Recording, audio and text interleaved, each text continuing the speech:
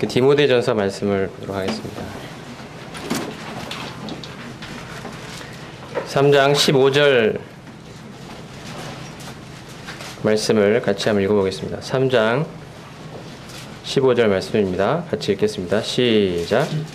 만일 내가 지체하며 너로 하여금 하나님의 집에서 어떻게 행하여야 할지를 알게 하려 함이니 이 집은 살아계신 하나님의 교회요 진리의 기둥과 터니라. 말씀을 시작하기 전에 지난 시간에 했던 것들을 좀 복습하면 좋을 것 같은데요. 저희가 지금 사도행전에 나와 있는 사도 바울의 여정을 따라서 서신서들을 함께 살펴보고 있는 중입니다. 기억을 되살리기 위해서 잠시 요약 정리해서 또 복습삼아 말씀드리면, 첫 번째 전도여행이 바로 이 안디옥에서 출발해서 이 구브로 섬을 거쳐 이 남부 갈라디아 지역을 중심으로 여기 이고니안, 루스트라, 더베에 이르는 이 지역을 중심으로 첫 번째 전도여행이 있었고요. 이 전도여행이 있은 후에 쓰여진 서신이 갈라디아서라고 말씀을 드렸습니다. 기억나시죠? 그 다음에 두 번째 전도여행은 위지방으로 올라가서 이렇게 보라색 길을 따라서 쭉 올라가서 두로아를 거쳐서 데살로니가 지역 거쳐서 마게도냐, 이 아가야 이르는, 그리고 이 오는 길에 에베소를 거쳐서 오는 이 코스로 두 번째 전도여행이 이루어졌습니다. 이때 그 세워졌던 이 데살로니가 교회를 위해서 사도 바울이 데살로니가 전 후서를 기록을 했었습니다. 기억나시죠? 그래서 2차 전도여행을 이제 결과로 기록된 서신이 바로 데살로니가 전서와 데살로니가 후서가 되겠습니다. 그 다음에 세 번째 전도여행은 역시 안디옥 교회를 출발해서 이 파란색 길을 따라서 이렇게 세 번째 전도여행의 주요 목적지는 에베소라고 말씀을 드렸습니다. 에베소에서 3년간 지금 집중적인 사역을 했습니다. 에베소를 거쳐서 이렇게 파란색 길을 따라 올라갔다가 다시 이렇게 올라서 이렇게 예루살렘으로 올라가는 그 코스인데요. 이 가운데 기록된 서신이 이 에베소에서 고린도 교회의 사정을 때문에 기록된 서신이 고린도 전서고, 그 다음에 고린도 교회의 사정이 걱정돼서 디도를 만나지 못하는 그 소식을 가져오는 디도를 만나기 위해서 이렇게 마게도냐 지역으로 넘어가서 이 빌립보 지역에서 기록된 서신이 고린도 후서, 그리고 내려와서 드디어 고린도의 교회에서 성도들을 만나고 그 다음에 겨울을 보내면서 기록된 서신이 로마서가 되겠습니다.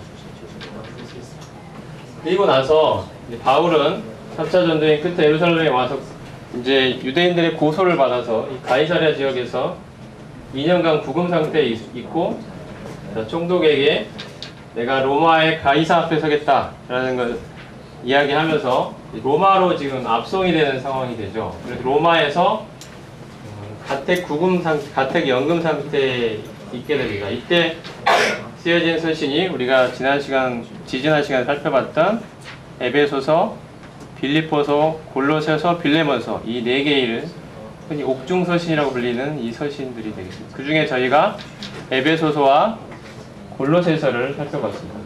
빌립보서는 많이 봤으니까 넘어갔고요, 전에.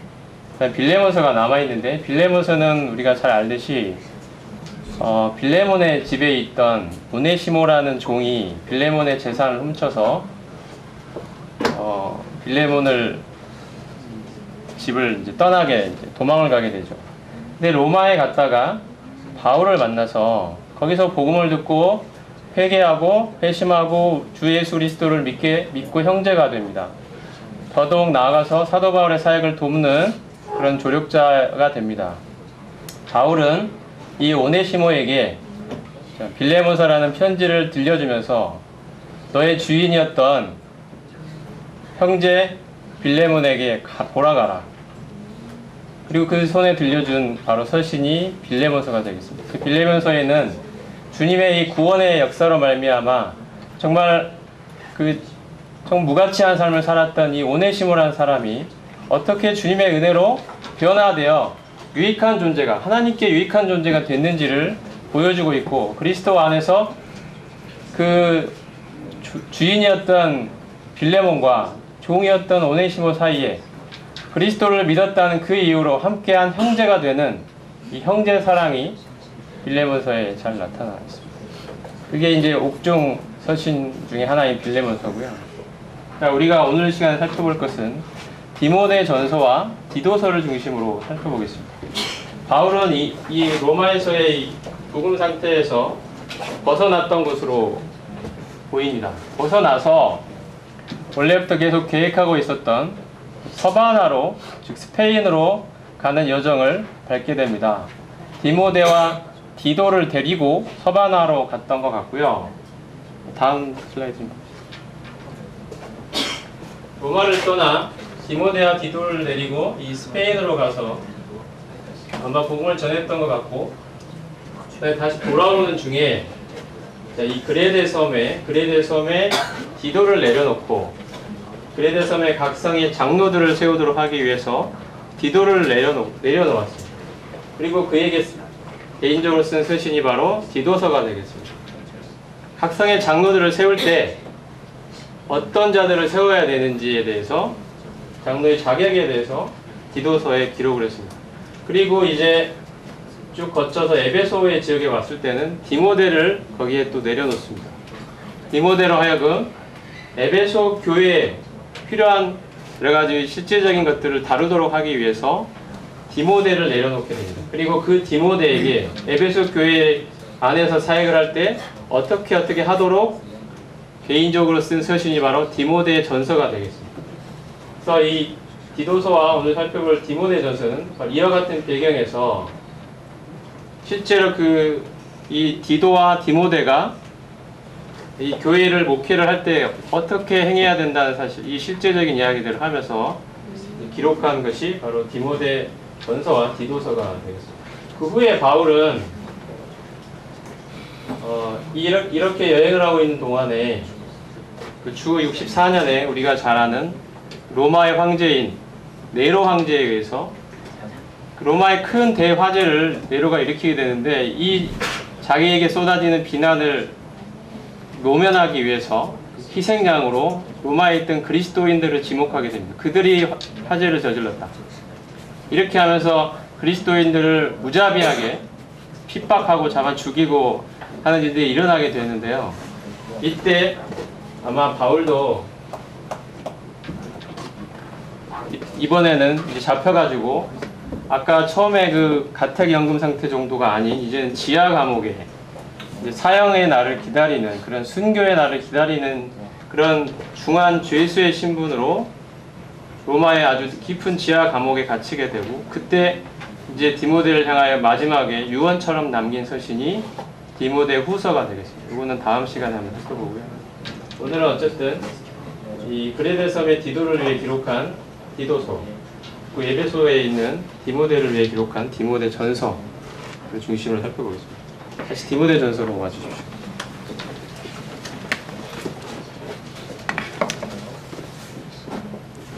자, 디모데 전서 방금 읽은 3장 15절 말씀 후반부를 다시 한번 읽어보겠습니다. 이 집은 살아계신 하나님의 교회요 진리의 기둥과 터이니라. 교회가 하나님의 교회이며 진리의 기둥과 터이기 때문에 이러한 교회에서 디모데가 해야 할 두 가지 일을 이제 디모데 전서에서는 주로 이야기하고 있습니다. 디모데 전서에서 여러 가지 이야기가 나오지만 크게 두 가지 주제를 잡자면, 먼저 개인적인 입장에서는 경건의 삶을 이야기했습니다. 경건을 이야기했습니다. 개인적인 경건. 이 경건에 대해서는 조금 이따 살펴보고요. 그 다음에 두 번째, 교회적인 입장에서는 장로와 집사에 관한 이야기를 했습니다. 그래서 이 디모데 전서의 주제를 크게 두 가지로 들자면, 이런 개인적인 입장에서의 경건과 교회적인 입장에서의 장로 집사, 이 리더십에 관한 이야기를 하고 있다고 생각이 됩니다. 먼저 장로에 관한 말씀을 먼저 찾아보겠습니다. 그리고 나중에 경건에 대해서 살펴보겠습니다. 장로에 관해서 3장을 앞부분에 잘 나와 있는데요. 맨 말씀을 읽어보겠습니다. 3장 1절입니다. 미쁘다 이 말이여 곧 사람이 감독의 직분을 얻으려 함은 선한 일을 사모하는 것이라 함이로다. 그러므로 감독은 책망할 것이 없으며 한 아내의 남편이 되며 절제하며 신중하며 단정하며 나그네를 대접하며 가르치기를 잘하며 술을 즐기지 아니하며 구타하지 아니하며 오직 관용하며 다투지 아니하며 돈을 사랑하지 아니하며 자기 집을 잘 다스려 자녀들로 모든 공손함으로 복종하게 하는 자라야 할지며 사람이 자기 집을 다스릴 줄 알지 못하면 어찌 하나님의 교회를 돌보리요. 새로 입교한 자도 말지니 교만하여져서 마귀를 정죄하는 그 정죄에 빠질까 하며 또한 외인에게서도 선한 증거를 얻은 자라 할지니 비방과 마귀의 올무에 빠질까 염려하라. 여기까지가 장로의 자격에 대한 말씀입니다. 그 이후에는 8절 이하에는 집사의 자격에 대한 말씀이 이어지고 있습니다. 오늘은 주로 장로의 포커스를 맞춰보려고 하는데요. 저희 모임이 특별히 내년에 또 장로들을 새로 세우려는 일정을 가지고 기도를 하고 있습니다. 장로에 관해서 지난주에 또 이호준 형제님께서 말씀을 보셨는데 오늘은 구체적으로 아주 자세하게 세부적으로 장로를 살펴보지는 않고 개략적인 이야기를 하고 넘어가도록 하겠습니다. 시간이 많지 않기 때문에 일단 이 본문에 대해서 좀 세부적으로 살펴보기 전에 살펴보지는 않을 거고요. 장로가 무엇인가에 대한 개략적인 개념, 어떤 정의, 성격 이런 이야기를 간단하게 한번 해보겠습니다. 먼저 장로는 권세를 부리는 자리가 아니라 종으로 섬기는 자리라는 것입니다. 우리가 이 사실을 잘 알고 있습니다. 이게 가장 기본적이고도 중요한 것인데 많이 잘 실천이 하기 어려운 그런 또 부분이기도 한 것 같습니다. 사실 장로가 된다는 건 사실 두려운 일입니다. 왜냐하면 하나님의 교회이고 하나님의 양떼이기 때문입니다.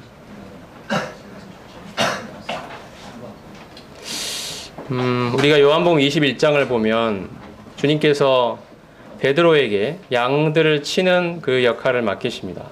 내 양을 먹이라. 주님은 내 양이라고 말씀하셨습니다. 이것은 어느 누구의 양도 아닙니다. 이것은 하나님의 양이고 우리 주님의 양입니다. 그런데 그 양을 먹이고 그 양을 치라고 말씀하실 때 주님께서 베드로에게 그 먼저 배우도록 교훈하신 것이 있다면 바로 그것은 자신은 이 양들을 치기에 아무런 자격도 없고 능력도 없는 무가치한 존재라는 사실입니다. 이것을 주님은 베드로에게 배우도록 하셨습니다. 베드로의 3번의 부인을 통하여 정말 나는 다른 사람들은 몰라도 나는 결코 주님을 버리지 않겠습니다. 내 목에 칼이 들어와도 내가 죽을지언정 주님을 버리지 않겠습니다 라고 베드로가 주님 앞에서 호언장담을 했었습니다. 그런 베드로가 자기의 말이 무색하게도 정말 부끄럽게도 스스로에게 대한 절망을 느낄 만큼 한두 번도 아니라 3번씩이나 연달아서 나는 그 사람을 모른다 저주하고 부인하고 그런 3번씩이나 했습니다. 그의 마음은 아마도 하나님 앞에서 부서질 대로 부서져 있었을 것입니다.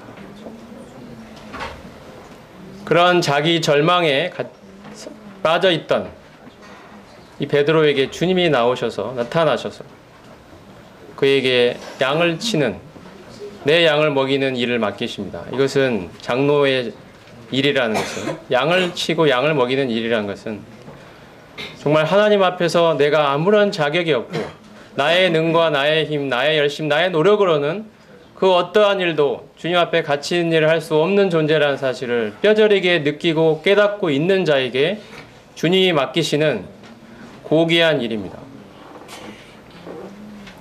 내가 한 자리 얻어서 뭘 해보고 내 이름을 나타내고 주변 사람들에게 나를 높이고 나를 알리고 이런 마음의 동기가 있는 사람 결코 주님의 양을 칠 수는 없을 것입니다. 이것은 어떤 사람의 양도 아니라 바로 성도를 값주고 피값으로 사신 주님의 양이기 때문입니다. 베드로는 베드로전서 5장에서 맡기운 자들에게 주장하는 자세를 취하지 말고 오직 양무리의 본이 되라고 이야기를 하고 있습니다. 이 주장하는 자세, 자기의 의견을 관철시키려고 하고 자기가 인정받고자 하고 자기를 높이고자 하는 이 권위를 가지고 이 억누르려는 이 자세를 버리라고 이야기합니다. 오직 양무리의 본이 되라.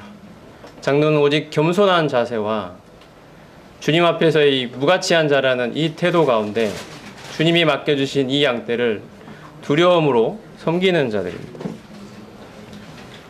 이것이 장로에 대해서 맨 먼저 살펴볼 수 있는 장로의 성격이라고 생각이 됩니다. 때로 양들이 몰라준다 할지라도 자신의 안녕이 아니라 이 오직 양들의 안녕을 위하여 자기를 헌신하는 자리가 장로의 자리입니다. 그 어떠한 권세도 그 어떠한 영광도 주님보다 앞에 내세울 수 없는 자리입니다. 오직 영광은 주님이 받으시고 종으로 낮아지고 자신은 한없이 낮아지는 자리가 바로 장로의 자리입니다.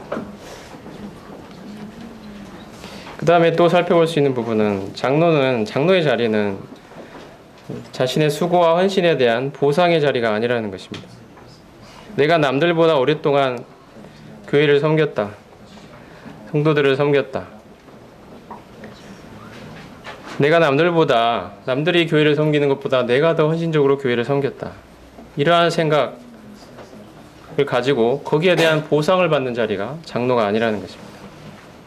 이런 마음이 있으면 장로로 세워지면 좋아하겠지만 장로가 만약에 안 세워지면 이제는 그 배신감을 느끼고 내가 앞으로는 교회를 섬기나 봐라.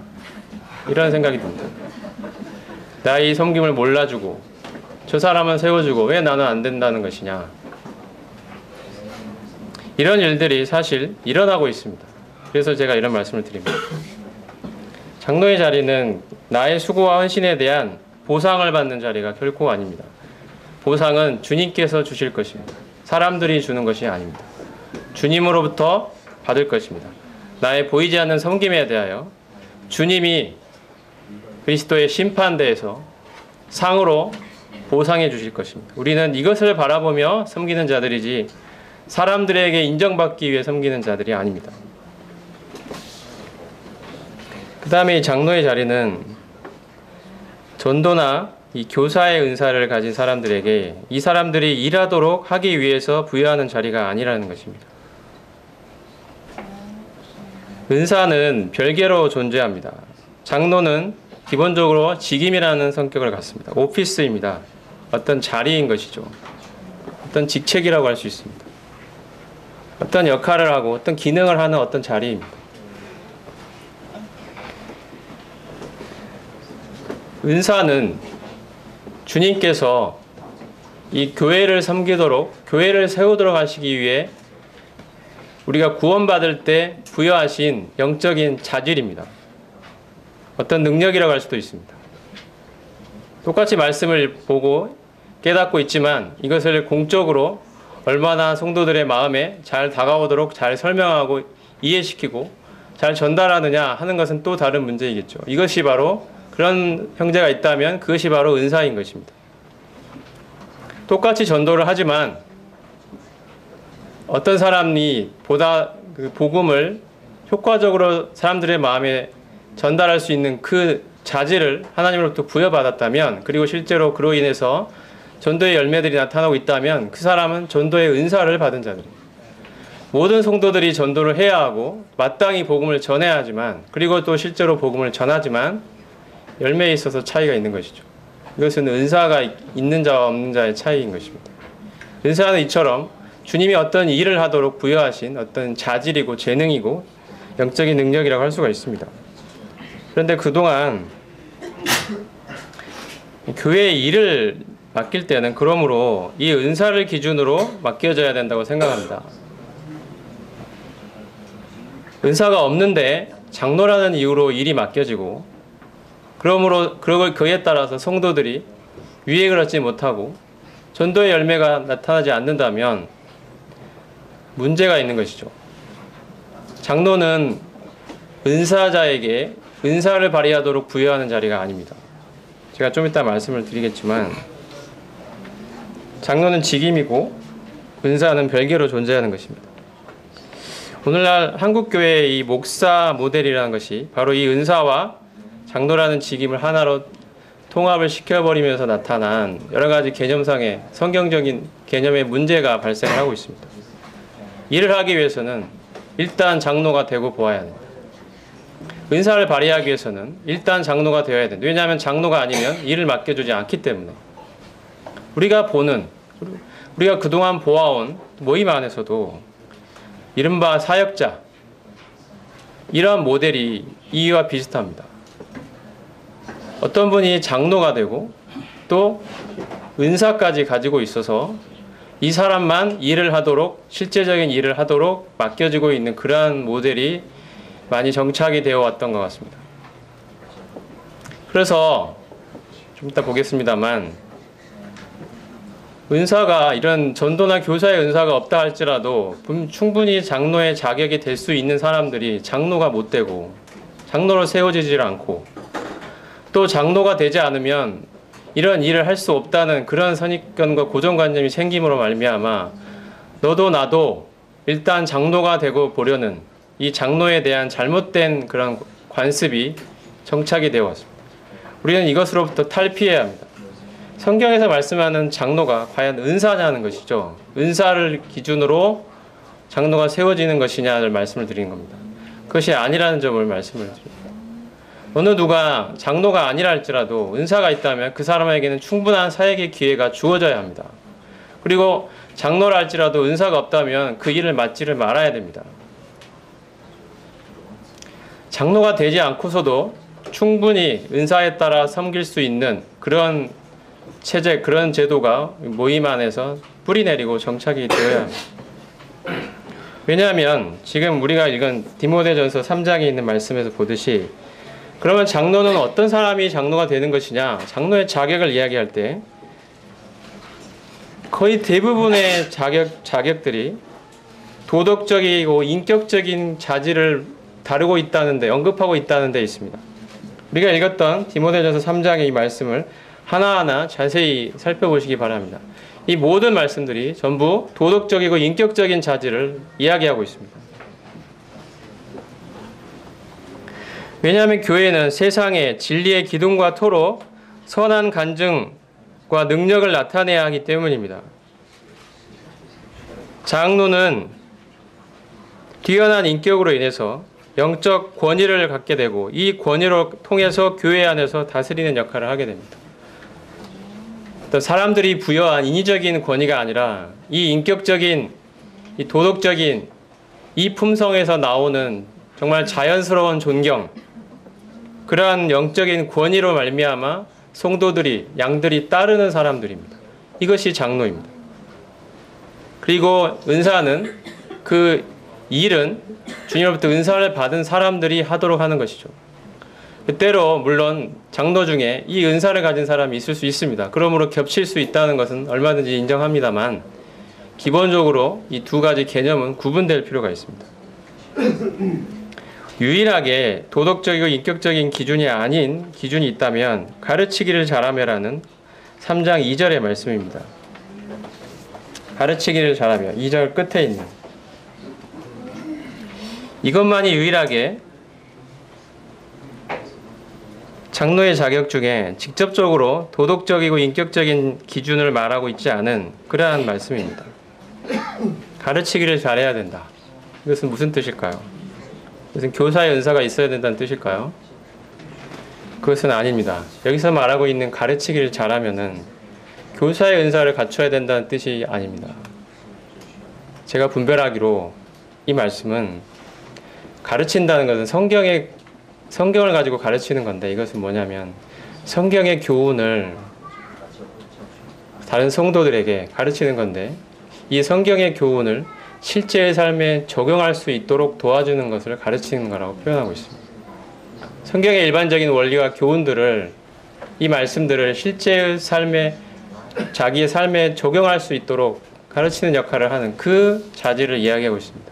장로라면 양들을 인도하고 돌보고 다스리는 역할을 해야 하기 때문에 이 성경의 교훈을 가지고 성도들의 삶에 적용하고 권면하고 가르칠 수 있는 그 자질을 갖춰야 된다고 말하고 있는 것입니다. 반드시 교사의 은사가 있어야 된다. 즉 공적으로 어떤 공개적인 자리에서 설교를 한다거나 가르친다거나 하는 그 은사를 갖춰야 된다는 것을 요구하고 있는 것은 아닙니다. 사실 이 자격은 삶을 다루고 있다는 점에서 사실 다른 인격적인 자질을 언급하고 있는 다른 말씀과 동떨어져 있지 않습니다. 밀접히 연결이 되어 있습니다. 전반적으로 보면 그래서 장로의 자격은 도덕적이고 인격적인 자질을 말하고 있습니다. 그래서 장로를 세울 때는 그러므로 어느 누가 은사가 있느냐, 어느 누가 전도를 잘하느냐, 어느 누가 말씀을 공개적으로 잘 가르치느냐, 혹은 또 다른 어떤 은사들이 있느냐를 기준으로 장로들을 세울 것이 아니라 어떤 형제에게 이러한 도덕적인, 성경에서 말씀하고 있는 이런 도덕적인 자질들, 이러한 인격적인 품성들이 있느냐를 기준으로 장로들이 세워져야 됩니다. 그리고 아까 말씀드린 것처럼 일은 은사를 받은 사람들에게 맡기는 것입니다. 장로는 이러한 도덕적이고 인격적인 데서 나오는 권위를 가지고 교회를 다스리고 인도하는 역할을 하는 사람들이기 때문입니다.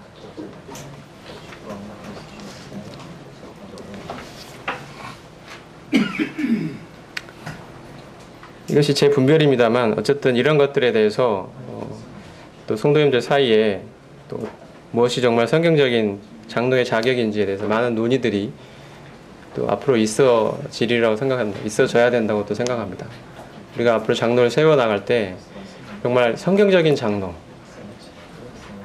정말 하나님께서 세우고자 하시는 성경의 이 장로가 우리 모임에 세워져서 하나님이 기뻐하시는 그 방향으로 교회가 인도받는 그러한 일이 우리 모임에 일어나도록 성도님들이 깨어서 어떤 기도 제목보다도 더 앞세워서 합심으로 기도해 주시기를 바랍니다. 기도해 주시면 감사하겠습니다. 장로에 관한 말씀은 디모데전서 5장에도 있습니다. 5장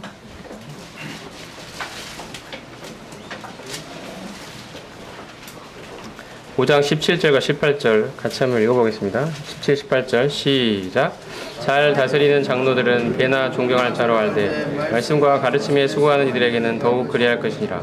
성경에 일렀으되 곡식을 밟아 떠는 소의 입에 망을 씌우지 말라 하였고 또 일꾼이 그 삭슬을 받는 것은 마땅하다 하였느니라. 17, 18절은 장로들에 대한 존경을 말하고 있습니다. 우리는 히브리서에도 너희를 다스리는 자들을 존경하라고 말씀하고 있습니다. 우리는 장로들을 존경해야 합니다. 그 다음에 이 말씀에 보면 잘 다스리는 장로들은 또 배나 존경하라고 이야기하고 있습니다. 우리는 장로들을 존경해야 하지만 잘 다스리는 장로들은 이 장로의 역할을 잘하는, 이 다스리는 역할을 잘하는 장로들은 배나 존경을 해야 됩니다. 훨씬 더 존경해야 됩니다. 배나. 그리고 더 나아가서 말씀과 가르침에 수고하는 장로들은 더더욱 존경해라고 말씀하고 있습니다. 배나 존경을 넘어서서 훨씬 더 존경하라고 말씀하고 있습니다. 우리는 장로들을 존경해야 하고 잘 다스린 장로들은 배나 존경해야 하며 말씀과 가르침에 수고하는 장로들은 그들보다 더 존경해야 합니다. 그리고 이 잘 다스리는 장로들, 특히 말씀과 가르침에 수고하는 장로들에 대한 존경은 물질적인 공급으로 나타나야 한다고 말씀하고 있습니다. 18절에 보면 곡식을 밟아 떠는 소의 입에 망을 씌우지 말라. 일꾼이 그 삭슬을 받는 것이 마땅하다 하였느니라. 이것은 특히 이 말씀과 가르침에 수고하는 장로들이 이 일에 경제적인 이유 때문에 방해를 받지 않도록 성도들이 물질적으로 공급해야 할 책임이 있다는 말씀을 하고 있습니다. 이런 것들에 대해서 우리가 마음속에 새기고 장로들에 대한 존경, 잘 다스리는 장로들에 대한 배나 존경, 말씀과 가르침에 수고한 장로들에 대한 더욱 존경을 우리가 마음속에 새기고 이 장로들이 자신의 일에, 주님이 맡기신 일에 전념할 수 있도록 그 영적인 존경과 물질적인 공급을 힘써야 된다는 말씀을 하고 있는 부분입니다. 그 다음에 디도서 말씀으로 가보겠습니다. 장로에 대해서. 디도서 1장입니다.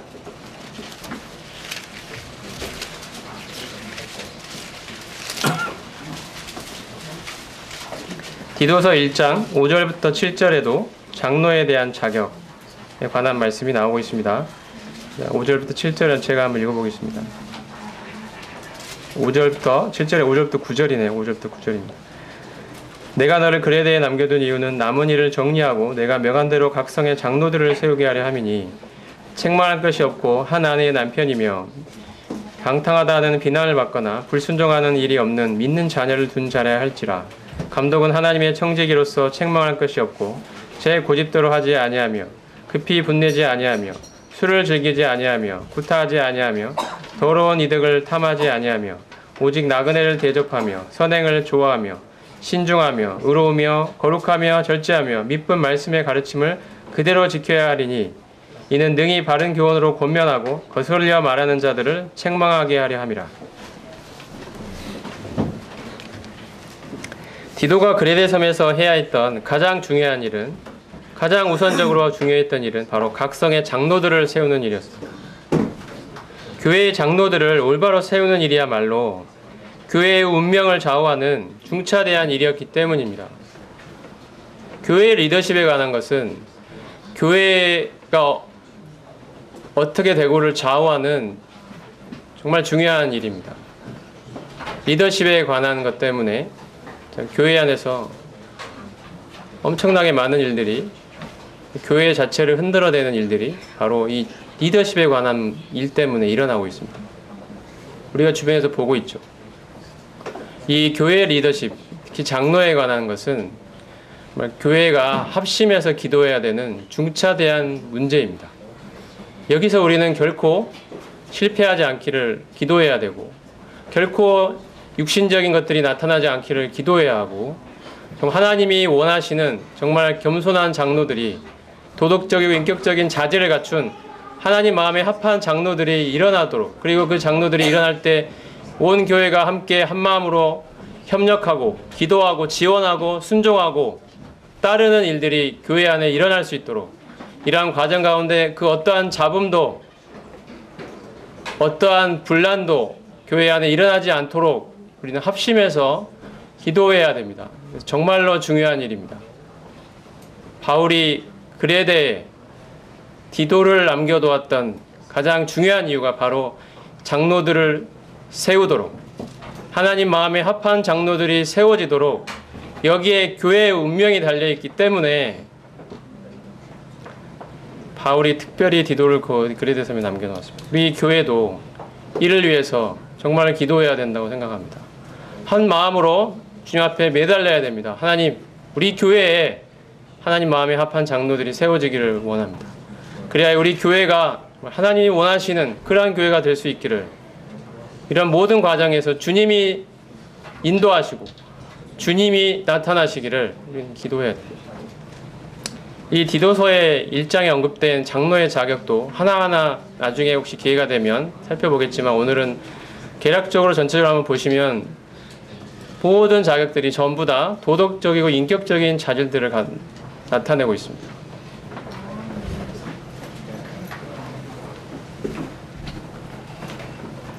여기 말씀에도 오직 유일하게 도덕적 인격적인 자질을 직접적으로 언급하고 있지 않은 말씀이 있다면 9절에 있는 믿분 말씀의 가르침을 그대로 지키는 자라는 이 자격을 말할 수 있을 것입니다. 이 자격을 제외하고서는 모든 것이 다 도덕적이고 인격적인 자질을 열거하고 있습니다. 장로는 그리스도를 닮은 인격과 도덕적 행실의 소유자로서 책망받을 것이 없는 성품을 갖추고 있어야 합니다. 물론 완벽할 수는 없겠죠. 하지만 교회가 진리의 기둥과 터로서 주변 세상에 하나님의 영광을 드러내는 일을 하는 이 증인의 역할을 감당하기 위해서 장로는 책망받을 것이 없는 자라야 합니다. 이 도덕적이고 인격적인 자질, 뛰어난 이 주님을 닮은 성품으로 말미암아 성도들로부터 존경을 받는 사람들이에요. 이 인격과 도덕적인 품성 때문에 존경을 받는 자들이에요. 어느 교회에 어떤 장로로 말미암아 교회가 욕을 먹고 그로 말미암아 하나님의 영광이 가려지는 일이 있어서는 안 되기 때문입니다. 그러므로 장로는 어떤 은사가 아니라 이 도덕적인 인격적인 자질을 기준으로 세워져야 한다는 것입니다. 그리고 마지막에 언급한 밑분 말씀의 가르침을 그대로 지키는 자라는 것은 바로 이 교리적인 부분을 말하고 있습니다. 장로는 건전한 교리의 소유자여야 합니다. 왜냐하면 바른 교훈으로 성도들을 권면하고 진리를 거슬리는 사람들을 올바른 교리로 책망할 수 있어야 되기 때문입니다. 교회는 수많은 이 사단이 주변에서 교회를 흔들어대기 위해서, 교회를 타락시키기 위해서 온갖 잘못된 이 생각과 교리들로 교회를 침투해 오기 위해서 수많은 공작을 벌이고 있습니다.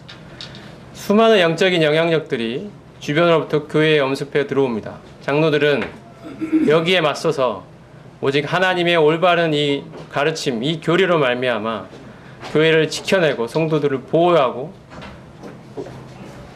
잘못된 것이 있으면 책망하고 권면할 수 있는 그러한 자질의 소유자들이어야 합니다. 이 자격을 제외하고는 모든 것들이 전부 다 바로 도덕적인 인격적인 자질을 이야기하고 있습니다. 우리는 기본적으로 장로의 자격은 바로 도덕적이고 인격적인 이러한 성품을 갖춘 자다. 여기에 아까 말씀드린 것처럼 가르치기를 잘하며 성경의 교훈을 실제 삶에 잘 적용할 수 있도록 도울 수 있는 사람, 플러스 거기에다가 이 올바른 교리를 갖춘 사람, 밑분 말씀의 가르침을 그대로 붙들고 있는 사람, 이 사람이라는 이 자격이 추가되어 있습니다. 이러한 자격들을 저희가 잘 보면서 주님 앞에 기도하고 묵상하고 이 자격을 갖춘 이러한 형제들이 우리 교회에 세워지기를, 그리하여 정말 이 교회가 살아계신 하나님의 말씀처럼 살아계신 하나님의 교회요 진리의 기둥과 터로서 하나님이 부여하신 이 책임을 이 시대에 하나님이 세우신 바로 이곳에서 잘 충성스럽게 감당할 수 있도록 하기 위해서 우리는 주님 앞에 엎드려 기도해야 된다고 생각합니다.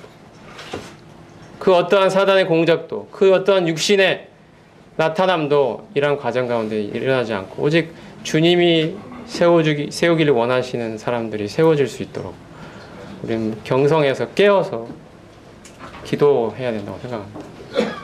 이 점에서 많은 교회의 어려움들이 있었습니다. 우리 교회에는 이러한 일이 반복되거나 재현되거나 나타나는 일이 없도록 성경에서 말씀하는 장로가 어떤 자리인가, 그리고 장로에 대한 자격은 어떠해야 되는가, 이런 것들을 우리가 말씀을 공부해야 되고 연구해야 되고 기도해야 되고 함께 이야기하고 교제해야 된다고 생각합니다. 이러한 일들이 앞으로 우리 모임에 활발하게 일어나기를 바랍니다. 두 번째 주제가 경건에 관한 것이라고 말씀드렸습니다. 시간이 많이 없어서요. 경건에 관해서 조금 빨리 말씀을 드리겠습니다. 경건은 그 원어를 보면 유세베이아라는 단어입니다. 유세베이아. 이 단어의 원래 뜻은 하나님을 경외한다는 것입니다. 경건이 무엇이냐? 하나님을 경외하는 것이라는 것입니다. 이 경건이라는 단어는 하나님을 경외하는 마음가짐, 그 태도를 말하고 있습니다. 어떤 내적으로 거룩한 성품을 말하고 있는 그런 측면이 아니고 그것보다는 하나님을 향한 태도의 측면을 말하고 있는 것이 바로 이 경건이라는 단어입니다. 하나님을 경외하는 마음가짐과 이러한 경외심이 이 삶으로 나타나고 있는 그 순종의 삶, 이것이 바로 경건입니다. 그래서 영어에 경건을 가들리니스라고 번역을 했고요. 하나님을 경외하고 하나님을 기쁘게 한다는 것입니다. 반대로 나타나는 것은 월들리니스라고 할 수 있겠죠. 세상을 기쁘게 하는 삶입니다. 우리는 하나님을 기쁘시게 할지 세상을 기쁘게 할지 선택해야 됩니다.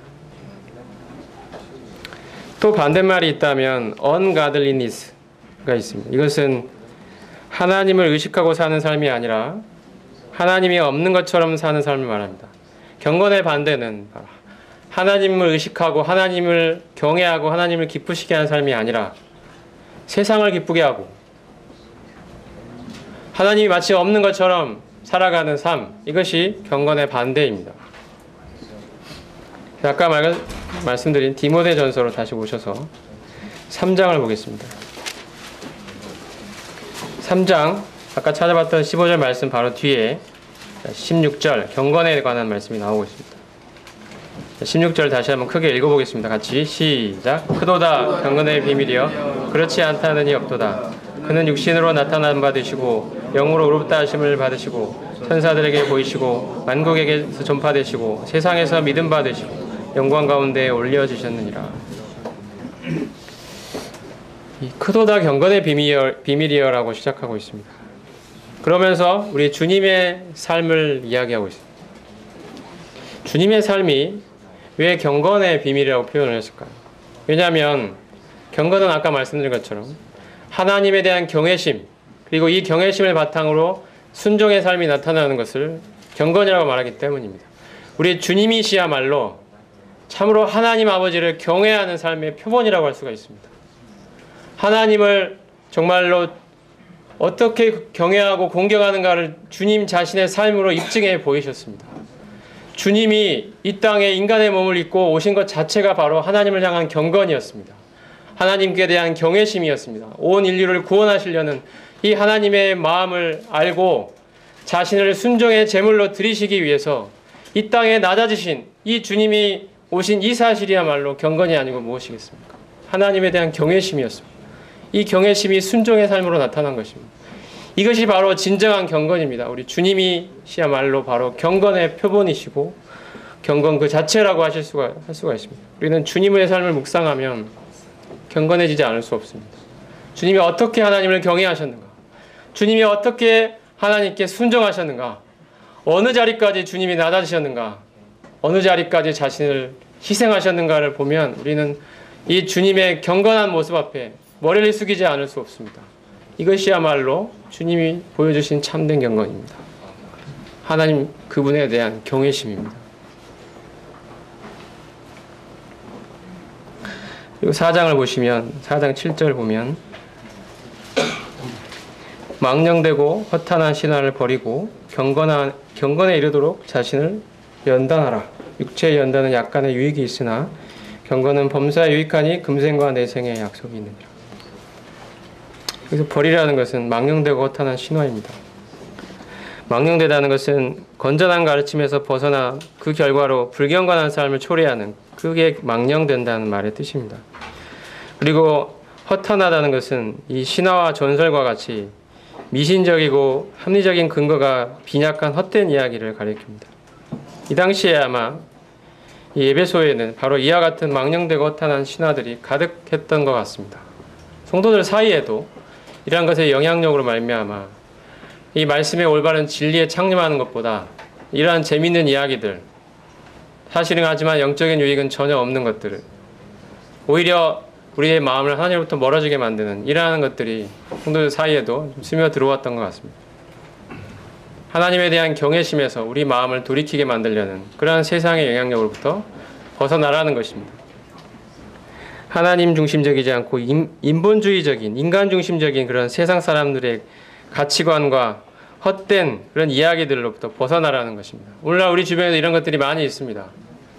여러 가지 영화나 미디어들을 통해서 우리의 삶, 마음 중심의 태도를 하나님 중심에서 벗어나 사람 중심으로 옮겨가게 하려는 수많은 시도들이 우리도 모르게 우리 정신세계를 좀먹고 있습니다.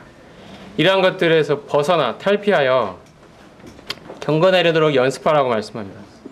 그래서 연습하다는 단어는 김나조라는 단어인데, 메달을 따기 위해서 땀을 흘리는 운동선수와 같이 한 곳에 모든 에너지를 집중하여 훈련하는 것을 가리킵니다.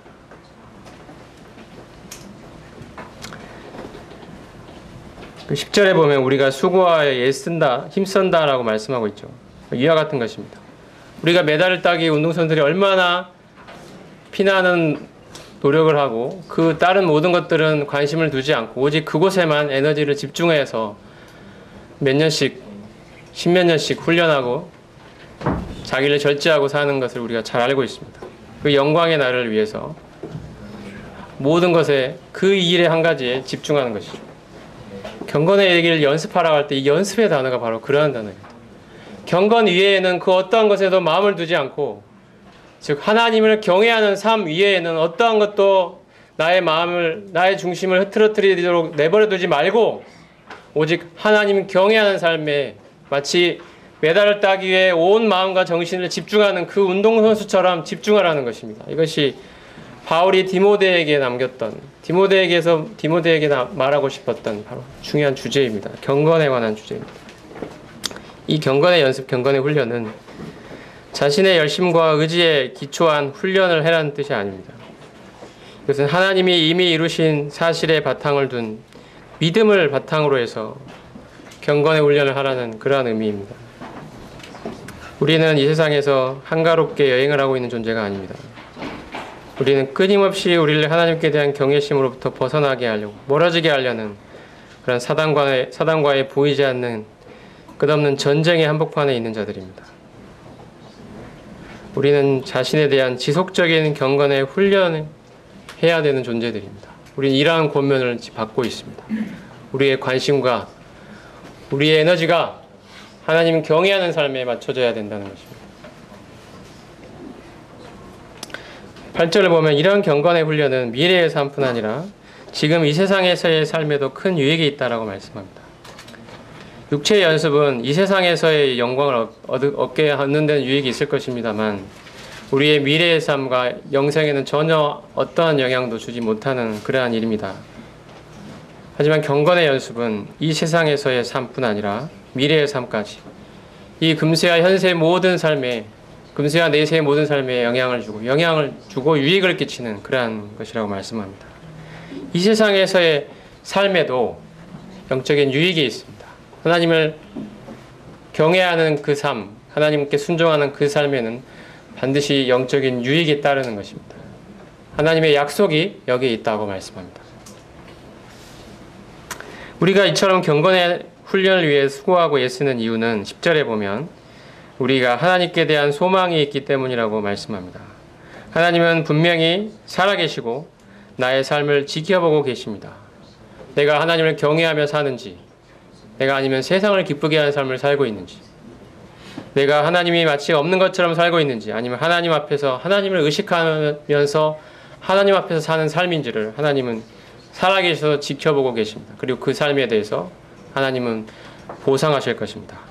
영적인 유익으로 보상하실 것입니다. 영적인 성장으로 보상하실 것입니다. 하나님을 더 크게 누리고 하나님을 더 크게 발견하고 하나님 안에서의 참된 만족과 기쁨을 발견하게 하실 것입니다. 하나님이 약속하시는 보상이 있습니다. 이 믿음 때문에, 이 소망 때문에 경건의 삶에 힘쓴다는 것입니다. 디모데후서로 잠깐 보셔서 디모데후서 3장을 보시면 마지막 때에 고통하는 때가 이른다고 하면서 자기를 사랑하고 돈을 사랑하는 이 사람들의 모습들 쭉 있지만, 자, 바울이 마지막으로 디모데에게 주는 교훈과 권면 중에 나타난 이 말씀 중, 이 세상 그리고 이러한 풍조들이 편만하게 나타날 것이지만, 자, 5절 보면 있습니다. 또 그 가운데 경건의 모양은 있으나 경건의 능력은 부인하니 이 같은 자들에게서 내가 돌아서, 이런 사람들로 나타난다는 것입니다. 경건의 모양은 있습니다. 겉모습은 경건해 보입니다. 남들 앞에서는 참 경건하게 행동하는 것 같습니다. 근데 실제 삶의 능력은 없는 사람들이, 경건이 아까 말씀드린 것처럼 하나님을 경외하는 그 마음 자세, 그 태도에 있다고 말씀드렸습니다. 그런 것은 보이지 않는 거죠. 그러면 실제의 삶의 능력이 나타나지 않습니다. 말과 삶이 일치하지 않습니다. 사람들 앞에서의 모습과 혼자 모습이 일치하지 않습니다. 교회에서의 모습과 집에서의 모습이 일치하지 않습니다. 주중에서의 삶의 모습과 주일날 교회에 나타나서 모이는 삶이 일치하지 않습니다. 경건의 능력 나타나지 않는 삶입니다. 우리는 평소에 실제 삶에 나타나는 내 모습이 경건해야 삶의 영적인 능력이 나타난다는 이 분명한 진리 앞에 서야 된다고 생각합니다. 내 삶에 왜 능력이 없는가? 나를 통해 왜 일이 일어나지 않는가? 하나님은 왜 내 삶에 역사하시지 않는가? 경건의 모양은 있지만 경건의 능력이 없기 때문에 우리는 진심으로 하나님 앞에서 내가 하나님을 경외하며 살고 있는지, 하나님을 의식하며 살고 있는지, 아니면 인간을 의식하며 사는지, 사람을 기쁘게 하는 삶을 사는지, 하나님을 기쁘게 하는 삶을 살고 있는지, 하나님을 기쁘시게 하면서 그분의 뜻에 순종한 삶을 살고 있는지, 오직 나의 관심은 오직 하나님을 향하여 있는지, 아니면 세상으로 흩어져 있는지, 아니면 인간들을 향하여 흩어져 있는지 하나님 앞에서 물어야 된다고 생각합니다. 에녹처럼 남들이 아무리 보지 않아도 하나님 앞에 경건한 삶을 살았던 그 사람을 하나님은 반드시 보상하십니다. 또 이러한 경건의 원동력에 대해서 베드로후서에서 말씀하고 있습니다. 베드로후서를 말씀을 줄여드리겠습니다. 베드로후서 1장 3절입니다. 경건의 원동력, 이렇게 삶을 살아갈 수 있는 그 힘은 어디서 오는가라는 것입니다. 1장 3절을 같이 한번 읽어보겠습니다. 시작. 그의 신기한 능력으로 생명과 경건에 속한 모든 것을 우리에게 주셨으니 이는 자기의 영광과 덕으로서 우리를 부르신 이를 알므로 말미암으니라. 여기 보면 생명과 경건에 속한 모든 것을 우리에게 주셨다 말씀합니다. 4절에 보면 신의 성품에 참여하는 자가 되게 하려 하셨다고 말씀하고 있습니다. 경건의 원동력은 바로 그리스도의 생명입니다. 우리가 앞에서 경건의 본은 예수 그리스도라는 점을 살펴보았습니다. 그리고 경건의 대상은 하나님이십니다. 경건의 시작은 우리가 죄를 회개하고 하나님께로 돌이키는 데에서부터 출발한다고 할 수가 있습니다. 그리고 경건의 근원은 바로 하나님이 마음에 심어주신 하나님께 대한 경외심이라고 할 수가 있습니다. 경건의 태도는 하나님을 먼저 구하고 하나님을 의식하며 사는 데 있습니다. 하나님을 기쁘시게 하는 데 있습니다. 그리고 이 경건의 목표는 바로 하나님의 영광과 하나님의 덕에 이르는, 하나님의 성품에 이르는 것입니다. 하나님을 닮는 것이라고 할 수가 있습니다. 그리고 이 경건을 이뤄가는 원리는 바로 자신이 내가 죽고 주님이 내 안에서 사시는 삶을 통해 가능해집니다. 그리고 이 경건한 삶의 원동력은 바로 그리스도의 생명에 있습니다. 오늘 읽었던 말씀처럼 하나님께서는 자신의 영광과 거룩에 이르도록 하시기 위하여 우리를 부르셨습니다. 이것은 하나님의 부르심의 목표입니다. 그리고 이를 위해서 그리스도의 생명을 우리에게 주셨습니다. 하나님의 선물입니다. 이를 통해 우리는 불경건한 세상을 피해서 경건한 삶을 살고 마침내 하나님을 닮는 데 이를 수가 있는 것입니다. 이 경건한 삶을 위하여 하나님이 우리에게 주신 하나님의 생명이 있습니다. 이 생명이 우리 안에 있기 때문에 우리는 하나님을 경외하며 하나님을 기쁘시게 하는 삶을 살고자 하는 마음의 소원을 갖게 되는 것입니다. 그 소원에 따라서 살아갈 수 있는 힘도 여기로부터 나옵니다. 하나님이 우리에게 주신 하나님의 생명이 우리 안에 있기 때문입니다. 이것으로 말미암아 하나님은 우리로 하여금 하나님의 영광과 거룩에 이르도록 우리를 이끌어 가신다는 것입니다. 여기에 우리가 아무리 지금 모습이 연약하고 자꾸 무너지고 넘어지는 모습 때문에 실망하고 좌절하는 모습이 있다 할지라도 이 사실로 말미암아 힘을 얻으시기 바랍니다. 하나님이 우리에게 하나님의 생명을 허락하셨습니다. 이를 통하여 우리는 마침내 하나님의 영광과 거룩에 이를 것입니다. 이 땅에서는 경건하게 살 것입니다. 마지막으로 디모데전서 6장을 보고 마치겠습니다. 오셔서 시작이 좀 늦어가지고 말씀이 좀 늦게 끝납니다만 이해해 주시면 감사하겠습니다. 디모데전서 6장 11절 말씀 보고 마치겠습니다. 6장 11절과 12절 앞부분만 보겠습니다. 오직 너 하나님의 사람아 이것들을 피하고 의와 경건과 믿음과 사랑과 인내와 온유를 따르며 믿음의 선한 싸움을 싸우라. 영생을 취하라. 이게 마치 결론처럼 이야기하고 있는 6장 마지막의 말씀입니다. 바울은 디모데를 하나님의 사람이라고 부르고 있습니다. 하나님께 속한 사람이라는 뜻입니다. 하나님께 헌신된 사람이라는 뜻입니다. 하나님께 드려진 사람이라는 뜻입니다. 성경에는 모세, 엘리야, 사무엘, 다윗 이 같은 사람들이 하나님의 사람이라고 불렸습니다. 이 사람들의 공통점은 하나님께서 그의 삶의 최고의 우선순위였던 사람들을 가리킵니다. 바로 이 사람들이야말로, 이런 사람들이야말로 하나님의 사람이라고 할 수가 있습니다. 바울은 디모데를 향하여 너 하나님의 사람아 라고 부르고 있습니다. 하나님이 우리를 향하여 이렇게 부르신다면 얼마나 복된 일이 되겠습니까? 하나님이 그의 인생의 최고의 가치인 사람, 하나님과 동행하는 사람, 하나님을 기쁘시게 하는 것이 그의 인생의 최고 목적인 사람, 이 사람을 가리켜 하나님의 사람이라고 부르고 있습니다. 성도님들, 우리는 하나님의 사람입니까? 아니면 세상의 사람입니까? 세상이 좋아하는 사람입니까? 아니면 하나님이 기뻐하시는 사람입니까? 하나님이 우리를 향하여 이 세상의 사람아라고 부르시지 일은 없으셔야 되겠죠. 하나님의 사람아. 그 다음에 이어지는 고면은 이것들을 피하라는 것입니다. 이것들은 앞부분에 보면 돈을 사랑하고 세상의 욕심을 말하고 있습니다. 세상에 소망을 두는 삶을 말합니다. 이것들을 피하고 의와 경건과 믿음과 사랑과 인내와 온유를 따르라고 말합니다. 하나님을 닮은 경건의 열매들입니다. 그리고 믿음의 선한 싸움을 싸우라라고 이야기합니다. 피하고 따르고 이제 싸울 것이 있습니다. 그것은 믿음의 선한 싸움입니다. 참된 싸움은 내면에서의 싸움이라고 할 수가 있을 것입니다. 외적인 싸움도 있지만 가장 중요한 싸움은 내적인 싸움입니다. 내면에서 일어나는 죄와의 싸움입니다. 죄를 이기고 그리스도께서 이루신 승리와 해방을 믿음으로 취하는 싸움이 있는 것입니다. 우리에게는. 그리고 내면에서 일어나는 육신과의 싸움이 있습니다. 자기 자신과의 싸움이 있습니다. 외부에서는 모르지만 내 안에서는 끝없는 이 싸움이 일어나고 있습니다. 여기에서 필요한 것은 바로 믿음입니다. 하나님이 나를 어떤 자로 만들어 주셨는지에 대한 믿음입니다. 하나님이 나를 그리스도와 함께 죄에 대해 죽이셨다는 데 대한 믿음입니다. 세상에 대해 죽이셨다는 데 사실에 대한 믿음입니다. 나는 죄의 권세로부터 해방받은 사람이라는 데 대한 믿음입니다. 그리스도께서 내 안에 살아계신 데 대한 믿음입니다.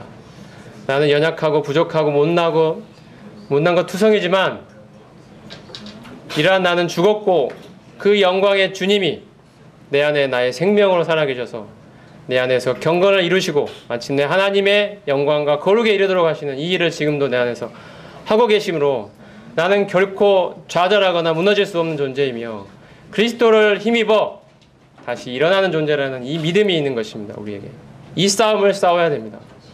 자기를 드러내고 싶을 때 내가 죽은 자라는 사실을 믿음으로 받아들이십시오. 나의 육신이 발동할 때 내가 죽은 자임을 기억하십시오. 믿음으로 받아들이십시오. 내게 거룩이 없다고 생각할 때 하나님이 나를 얼마나 거룩한 자로 만들어주시는지 믿음으로 받아들이십시오. 바로 이 믿음의 싸움을 우리는 싸워야 합니다. 그러므로 마지막에 취하라고 하는데 그건 영생을 취하라고 말하고 있습니다. 우리 이미 영생을 받은데 뭘 또 취할 게 있을까요? 이것은 이 땅에서 이미 우리가 소유하고 있는 그리스도의 생명을 말하고 있는데 이 생명에 속한 것들을 믿음을 통해 내 것으로 취하라는 것입니다. 믿음으로 취하지 않으면 내 것으로 누릴 수가 없습니다. 하나님께서는 가나안 땅을 이미 이스라엘 족속에게 허락하셨지만 그들이 가나안 땅에서 그 가나안 거민들과 싸울 때 이 사실을 믿음으로 취해야 했습니다. 믿음으로 취할 때 승리가 자신들의 것으로 경험할 수 있었습니다. 이것이 영생을 취하라는 것입니다. 영생에 속한 모든 영적인 자원들이 나에게 주어져 있습니다. 우리가 이제 할 일은 믿음으로 그것들을 내 것으로 취하는 것입니다. 영생을 취하는 의미의 그 싸움이 우리에게 있는 것입니다. 그리스도와 연합하여 죄에 대해 죽고 죄로부터 해방된 자들이지만 우리가 이 사실을 하나님이 이루신 이 사실을 믿음으로 붙들 때 실제 삶에서 죄로부터의 승리, 경건한 삶을 살아갈 수 있는 것입니다. 내게 이미 주어진 영생의 능력을 나의 것으로 취하는 삶이 바로 진정한 경건의 훈련이라고 할 수가 있습니다. 경건을 이루길 연습하라는 것은 바로 이와 같은 연습을 말하는 것입니다. 하나님이 나를 어떠한 자로 만들어주셨는가? 이 불경건한 세상 가운데서 이 사실을 믿음으로 받아들이고 취하고 경건에 이르길 연습하라는 것입니다. 하나님의 사람아, 하나님 지금도 우리에게 말씀하십니다. 이 세상 가운데 경건하게 살도록 하나님을 경외하며 하나님을 기쁘시게 하는 삶이 우리 가운데 이루어지길 바랍니다. 기도하겠습니다.